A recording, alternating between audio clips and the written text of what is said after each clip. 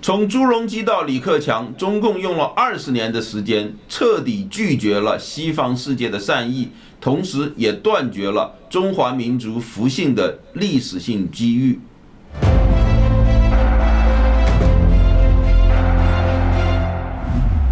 Hello， 大家好，欢迎来到《时政春秋》，我是马克，我是蓝树，欢迎大家订阅、点赞并转发，同时打开小铃铛，及时收看我们的最新视频。那今天呢，我们想聊聊朱镕基去世以后啊，对他的一些评价和一些发酵啊。那么8月12号的时候，那朱镕基去世了。那就是他，因为以前是国务院前总理，又是一个比较改革派的这种比较那个形象吧。然后他也主导了加入这个世贸啊等等这些事情。中共呢，他就很害怕那个就是民间呢，就是兴起这种对于这个朱镕基纪念的这么一个风潮吧。所以说，因为中国呢现在就是怕大家通过就是利用这个悼念朱镕基这个事情来发泄不满。啊，他就有点像那个6·4之前，胡耀邦去世的时候，大家就是都跑来就是来纪念的等等，然后也是发泄不满嘛。所以说不一定说真的他要去悼念这个人，但至少来说，当时就是大家心中有不满，借题发挥嘛，对不对？然后呢，现在另外主要就是说，现在你看，毕竟大家说朱镕基啊，好像是个改革的这个形象，然后呢又是主导中国加入世贸，然后呢现在呢这个整个的习近平倒行逆施，对不对？又把中国经济搞得那么一塌糊涂，所以大家很想通过这种事情来发泄一下，所以说这个中共就变得很紧张。但是朱镕基本人这个人到底真的是那么值得说去悼念吗？还是说这个是他是不是只是一个当时也是为了保那个共产党的一个江山呢？我觉得不管怎么说啊，就是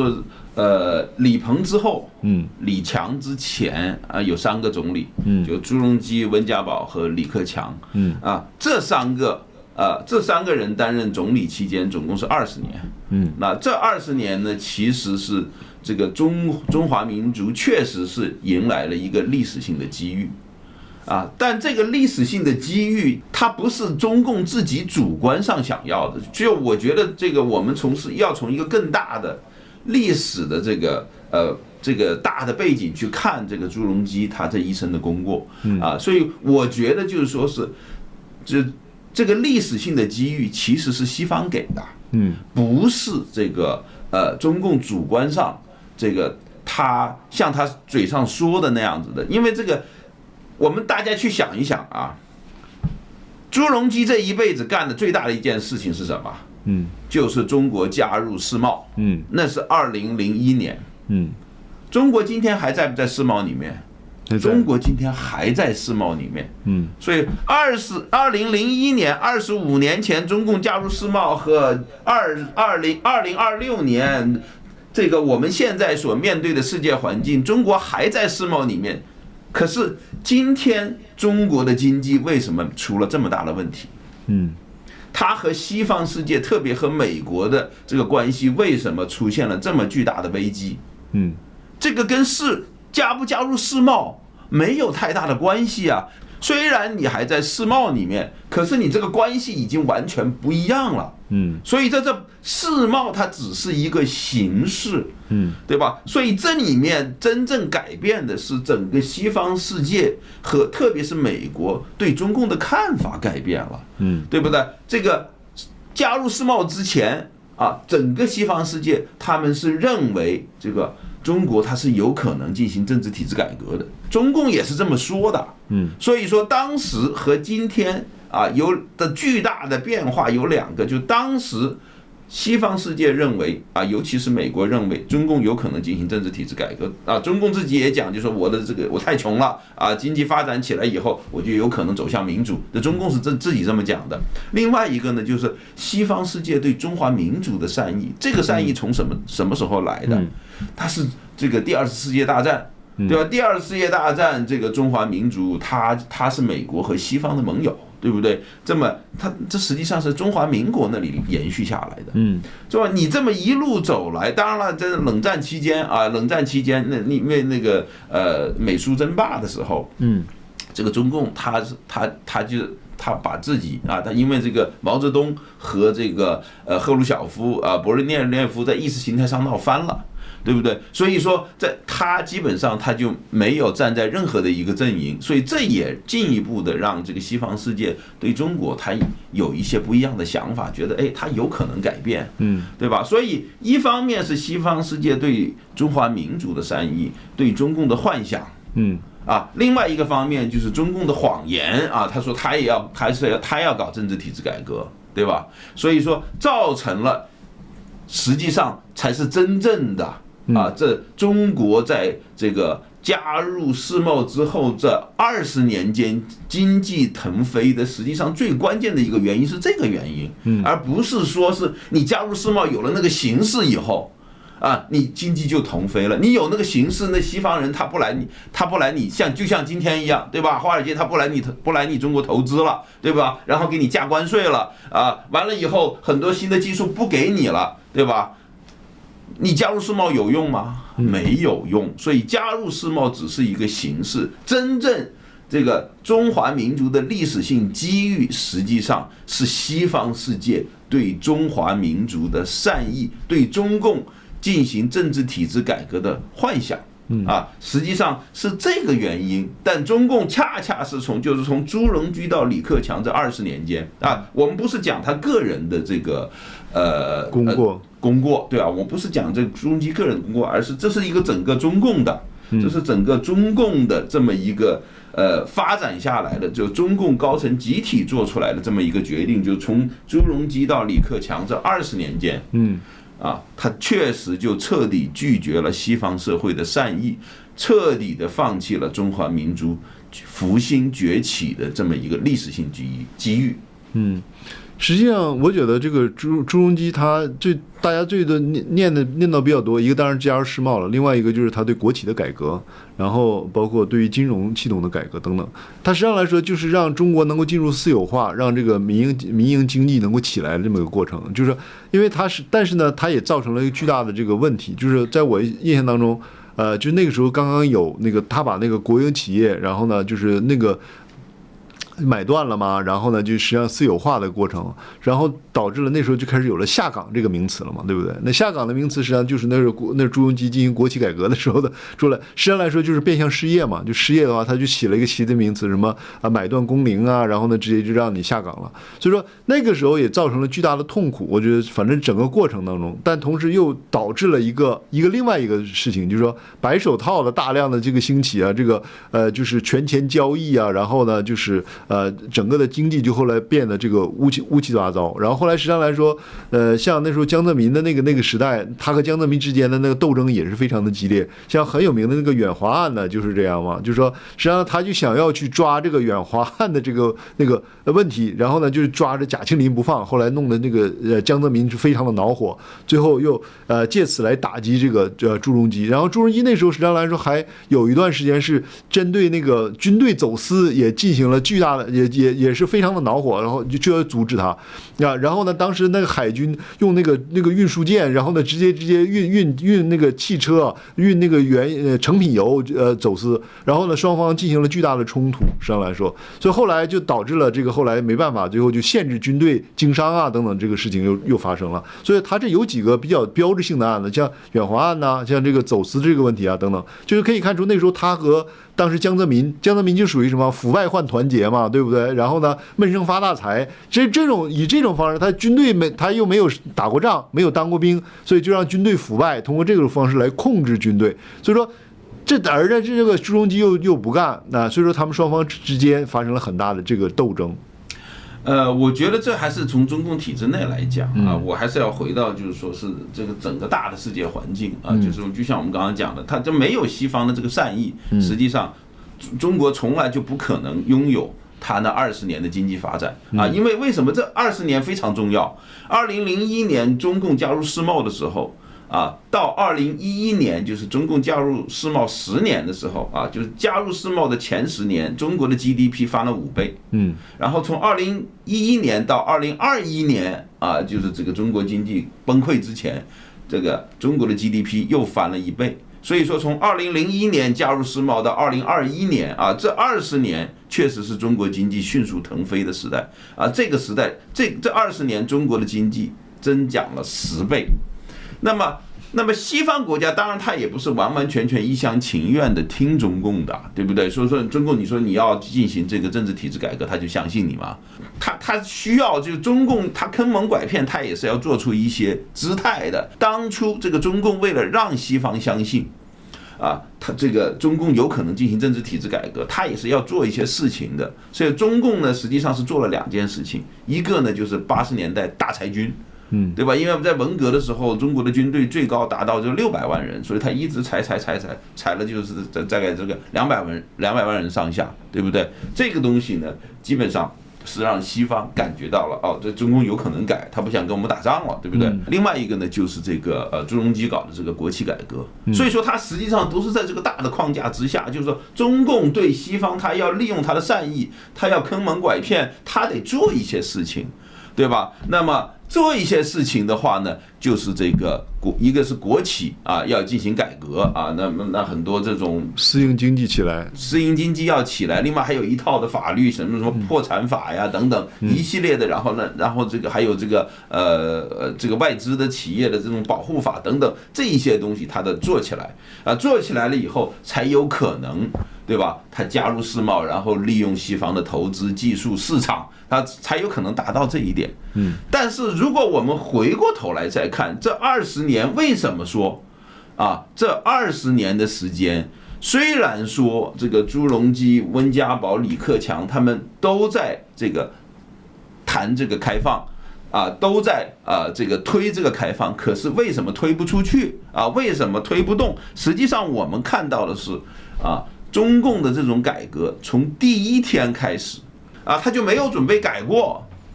为什么这么说？邓小平当年就79年访问美国的时候，那当时卡特当总统，对吧？因为卡特当时只是说78年12月份就是12月下旬的时候因为马上中美要建交了嘛，1月1号79年的1月1号中美要建交，卡特当时就这个姿态性的给邓小平送了一个邀请函，说是要不要来访问美国？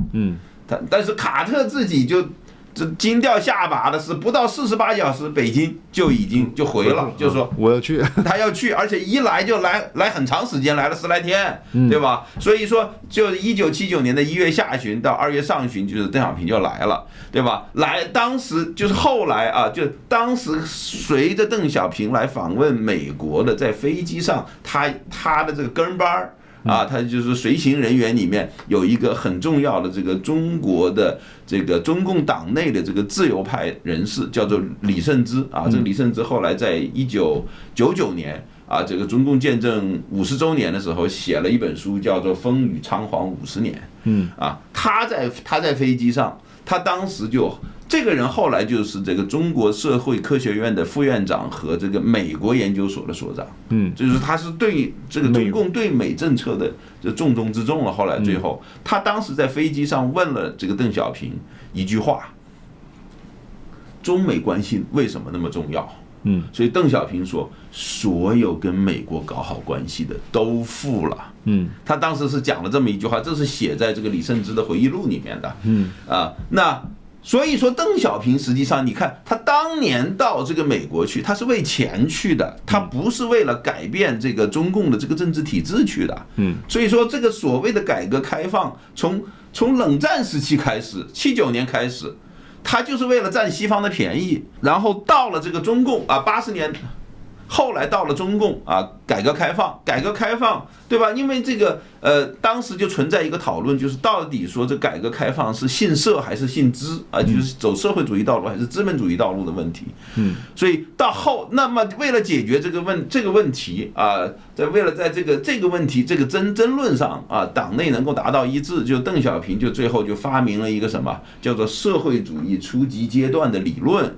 就社会主义还在初级阶段就相当于这个50、60年代那个阶段，所以说要回去搞这个刘少奇、邓小平当时的那种所谓新民主主义革命阶段，允许资本家存在去做那么一件事情。然后当时呢，邓小平就讲了，就是一个中心2个基本点。这个什么叫做一个中心？就是以经济建设为中心。这就是后来这个江泽民闷声发大财，不要问政治，闷声发大财，他的那个最来源，对吧？一个所谓一个中心两个基本点，那两个基本点是什么东西呢？一个是坚持改革开放一个基本点，另外一个呢叫坚持4项基本原则。所谓4项基本原则就是什么东西？就是坚持社会主义道路，坚持人民民主专政啊，这也是扯啊，这就是坚持共产党的专政。那坚持党的领导和这个坚持马列主义毛泽东思想4个坚持。邓小平自己的话说，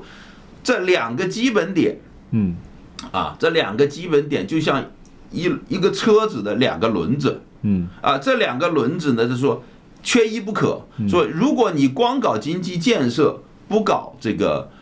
四个坚持，就是不坚持党的领导，那么你将来就很可能就是走这个资本主义自由化的这个资本主义这个思潮啊，自由化这个西方意识形态就进来了，这是不能这么干的。所以邓小平他是绝对不能够让这个西方的这个自由民主制度进入中国的。那这就是后来为什么1989年，对吧？他把坦克就送到了这个天安门广场上去，对吧？另外呢，邓小平还讲，就说你又不能说光坚持这个意识形态上的4个坚持，但你不搞基本建设，不搞经济，因为他说你如果这样子干，那将来中国的未来就变成了前苏联，就到了这个走到那个当年的戈尔巴乔夫所面对的那个局面。所以邓小平当年他就没有准备真正的搞所谓的政治体制改革。那么所以说你现在回过头来看，这个中国真正的进行政治体制改革的机遇，就是从这个朱镕基到李克强的这20年间。因为在这之前这个搞政治体制改革，基本上它没有那个经济基础同时呢，整个这个社会的范围和西方国家对中国的影响，它没达到那个程度。也就是从这个朱镕基当总理完了以后，中国加入世贸这一系列的这20年，一直到李克强下台，对吧？那么这20年间这个整个西方国家的这个影响进来了。在这个时候，中国的经济又发展了。那么在这个期间，实际上是中国这个最有可能进行那个和平演变的这么一个过程。对，就中共最有可能下台，这个进行政治体制改革的这么一个过程。这个过程实际上我们看得出来，就这个所有的从朱镕基到这个温家宝到李克强，他都没有胆大到就是说去推动这个东西的，都没有到那个程度。因为朱镕基他从来，你看朱镕基当年他被打成右派，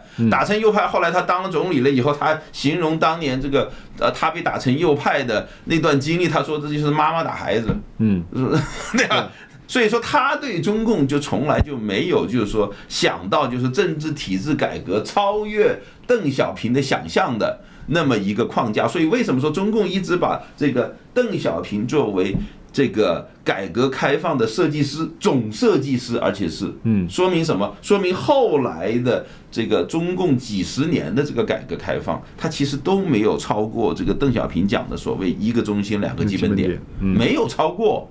就中共从这个朱镕基到温家宝到这个李克强，从来就没有人真正的说这个他们要把这个改革开放推出邓小平超出邓小平当年的那个框架，走到真正的政治体制改革，对吧？仅仅这里面走得最远的，相当于是温家宝了。温家宝说了几句温家宝说是没有政治体制改革，那么所有其他的一切的改革都这个结果都可能会失掉那个结果坐失那个结果。所以说他说了几句，仅此而已。所以这个东西实际上我觉得才是中国真正在这20年间真正失去的就是这个历史性的机遇。今天你即使在世贸里面有用吗？你还是在世贸里面呢，你没用啊。所以整个西方世界对什么？对中共彻底放弃了幻想了。而且呢，他也没有那个善意了，因为他已经把这个中共定义为全人类最大的这个安全威胁了。你到这个时候，你还让他怎么帮你？如果他不帮你的话，你自己你看，对吧？你自己目前的这个中国的经济状况，他自己能走出来吗？几十年都走不出来，可能上百年都走不出来。这就是说，为什么说他实际上放弃的是整个中华民族复兴的一个历史性的机遇。大家先休息一下，今天要介绍一款真正用匠心和时间淬炼出来的滋补圣品普瑞堂玄宝黑参。玄宝黑参呢是用6年生的这个高丽参，遵循400年古法工艺9蒸9铺，历时60天手工制作而成的。经过了9次的蒸晒，它不但去除了燥火，而且让营养更加浓缩，更加容易被人体吸收。这也就是为什么自古以来黑参一直被视为保健上品，而且在古代由于制成繁琐，产量稀少，黑参一直都是皇家专用的保健珍品。玄宝黑参呢，目前有2种形式，一种呢是完整的原参，那一根一根的，然后呢它是经过这个野生蜂蜜浸渍，口感呢 Q 弹，而且呢软糯。另一种是黑参口服液，不仅可以开袋即食，而且还可以泡水饮用，煲汤也可以。除了黑参，普瑞堂还推出天然的植物鱼油，专门采用韩国零污染地区所生产的马齿苋和紫苏籽，不采用任何的化学加工程序，而是采用低温冷榨的萃取技术，充分保证了天然的营养，对心脑血管、视力、皮肤、肠道以及整个人体的免疫系统都有极大的好处，而且老人和孩子都可以安心服用。如果您对普瑞堂产品感兴趣的话，可以点击影片下方的链接，或者是屏幕上的2维码，输入专属优惠码 CQ888 CQ88 就可以免费邮寄到全球40个国家和地区。另外，每购满500美元就可以获得原参1颗，多买多送。那实际上来说，朱镕基还有一个为大家广为所知的，就是那个在这个法轮功学员，然后呢合并上访期间，他呢接待了几个法轮功学员的代表。法轮功把它叫做425事件嘛，所以说就是1999年4月25号的时候，就是因为就是天津抓了一些法轮功学员，然后呢就是大量的法轮功学员就到北京的这个信访局去上访，然后呢就在这个福佑街，然后呢后来也就是在国务院那个附近，然后后来就朱镕基呢，后来就出来的时候，他就无意中发现了这么多人在那个街边上那个站着，然后呢，但是他们呢没有条幅，没有什么口号，也没有他的这个什么诉求啊，所以说他当时觉得挺奇怪的。后来他就下车了，然后呢直接就走过去，然后呢就说：“那你们是来干啥的？是吧？”就是觉得这么多人跑到北京这么一个重要的一个地方来，这么多人，他就觉得挺奇怪的。但是后来呢，他们就说啊是怎么回事？然后后来那说，你看你这么多人，谁是头啊？那就是中国人不就说你得派代表来对啊，结果大家都说都没有代表嘛，那时候都是属于那个自发来的，这也就属于没有组织的这种，所以后来他们就选了几个代表，然后呢就进去跟实际上也不是跟朱镕基谈，朱镕基后来也是派了个其他官员去跟他谈，所以说这个事情呢，就是当时后来当然做了一些指示，后来朱镕基通过谈了以后，他又做了几点指示，那意思说就是应该是就对练功人应该是不打压怎么样，然后呢坚持他以前的那个什么2不原则呀等等的，所以说他后来就做了一个解释，算相对来说是一个比较友善的那么一个想要解决这个事情，所以后来425呢就算是个和平解决了，就没有发生巨大的冲突，所以这个呢就是被这个外界包括被西方都认为这是一个很标志性的东西，因为正好是在8964之后这么大的一个就是人群的这么一个和平抗议，然后呢又和平落幕了，所以说这个呢对西方来讲这是一个非常不一样的这么一个结果，所以说他们也就对这个朱镕基有点刮目相看，所以说这一点上来说，朱镕基给他赚得了很大的声誉嘛。对，所以西方国家看不清楚中共的，实际上呢，就是因为中共的体制内就有的像朱镕基、温家宝，还有李克强、刘鹤这么一批人，就西方人觉得，哎，这些人还是比较理性，对吧？中共他就这批人给西方的印象就是，他就让西方人觉得这个中共有可能进行政治体制改革，就是体系内部还是有不同派系的，有一部分人还是能够被能够，也不是不同派系，是不同的观点，就是不同的观点，对，就是说就跟这些人打交道，觉得这些人还不是那么僵化，对吧？但实际上，西方人看不懂的就是什么东西？西方人看不懂的恰恰是就中共他每一代的他那个书记治国嘛，对不对？他都是总书记下面各省有省的书记这个军队里面有政委，就他那个政治官员实际上是第一把手，这个政治官员一把手和这个书记治国的这么一个体系下来，就是每一个地区的他那个一把手那个书记，实际上在挑选的过程中，他的挑选的第一条件是对党的忠诚，对中共的这个政党的政治忠诚，能不能把中共这个利益、党的利益摆在最高的位置上。所以说朱镕基啊、什么温家宝啊、什么李克强啊、刘鹤这些人，这属于技术官僚，他是干活的，对吧？因为中共他也明白，就是说你如果全部都去，就像这个邓小平讲的，你光搞4个坚持，你没有经济建设，最后的结果就是前苏联，对不对？所以说这帮人搞经济工作的这帮人，他是干活的，对吧？他是这个腰里这个管家什么腰里挂了一大串的钥匙，但是呢，他不能做决定的，对吧？他基本上这么一个东西。所以说，西方在这个1999年犯的最大的错误，就是说，在1999年这个江泽民开始这个迫害法轮功的时候，这个人类历史上最大规模的，你对1亿人下手啊，1亿人按照中共的这个统计，这个练这个东西，对吧？你去这个迫害他。那就是人类历史上最大的对宗教自由的迫害，对吧？宗教自由是什么？宗教自由是民主制度的最基本的基石。没有宗教自由，没有思想自由，或者说是信仰自由，民主制度不可能存在，对吧？那么西方犯的最大的错误，恰恰是当中共在1999年开始了这一场人类历史上最大的对信仰自由的迫害的这个前提之下，他仍然对中共抱有幻想，对吧？仍然去让这个中共加入世贸，让中共加入世贸，这是2001年啊，在这之前是2000年，对吧？这个美国国会通过了让这个中共拥有最惠国待遇，对吧？所以西方这个思路仍然没改。就法轮功，你看法轮功，他这个被迫害了以后，前后之后，一直到这个2004年这个出台九平共产党，在那之前有4年的时间，这个法轮功学员仍然是去这个上访，他是上访就是说你决定搞错了，你得把你这个决定改过来，对吧？但是到了2004年这个九平共产党出台了以后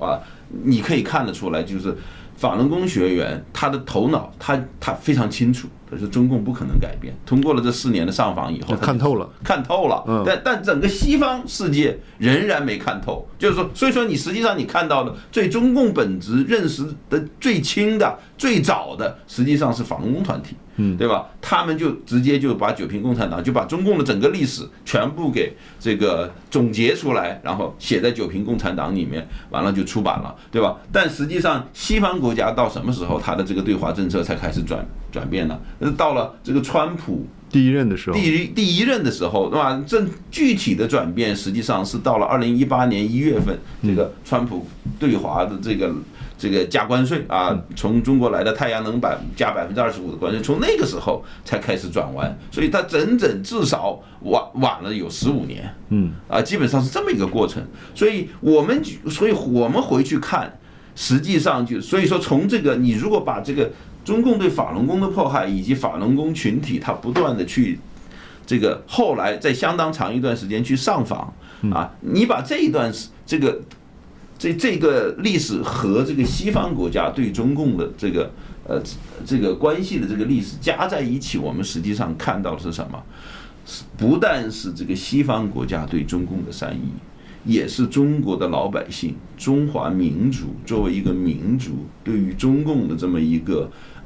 血债累累的这么一个执政体系，对他们也给了他们能够转变的那么一个机会。但是中共从来没有想到这个事情，所以说，那么当然这个东西它不是这个朱镕基个人的功过，他就能够讲得清楚的。所以说我们说从朱镕基到温家宝到李克强这20年间，我们讲的是这段时间，而不是讲他个人的功过。就是这段时间，实际上中共作为整个执政党，他拒绝了西方人的善意他拒绝了西方世界的善意，也拒绝了这个中华民族的善意，他拒绝进行政治体制改革，这一切是中共自己造成的。那好，关于朱镕基的功过，欢迎大家留言讨论。我们今天就聊到这里，下期节目再见。